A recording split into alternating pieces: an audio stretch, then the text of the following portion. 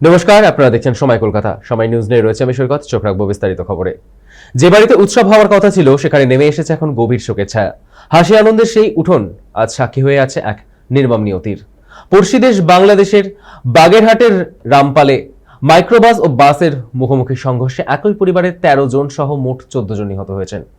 জানা যায়, আব্দুর রাজ্জাক নামে এক ব্যক্তি বুধবার রাতে খুলনার একটি বিয়ে বাড়িতে যান।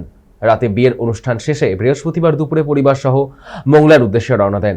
মাইক্রোবাসে ছিলেন তার ছেলে জনি আব্দুল্লাহ আল আমিন, মেয়ে ঐশী, ৩ ছেলের স্ত্রী, মেয়ে জামাই এবং নাতি নাতনি সহ মোট ১৫ জন।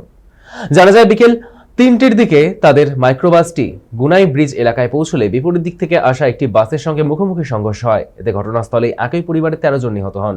নিহতদের মধ্যে যমজ ২ শিশুও রয়েছে। ঘটনার পর বাগেরহাটের জেলা প্রশাসক, পুলিশ সুপার সহ স্থানীয় প্রশাসনের কর্মকর্তারা ঘটনাস্থল পরিদর্শন করেন। দুর্ঘটনায় গোটা এলাকা জুড়ে নেমে এসেছে শোকের ছায়া। এদিকে আহতদের সঙ্গে দেখা করেন সে দেশের বন ও পরিবেশ ও জলবায়ু প্রতিমন্ত্রী ডক্টর শেখ ফরিদুল ইসলাম। পরিবারের পাশে থাকার আশ্বাস দেন তিনি।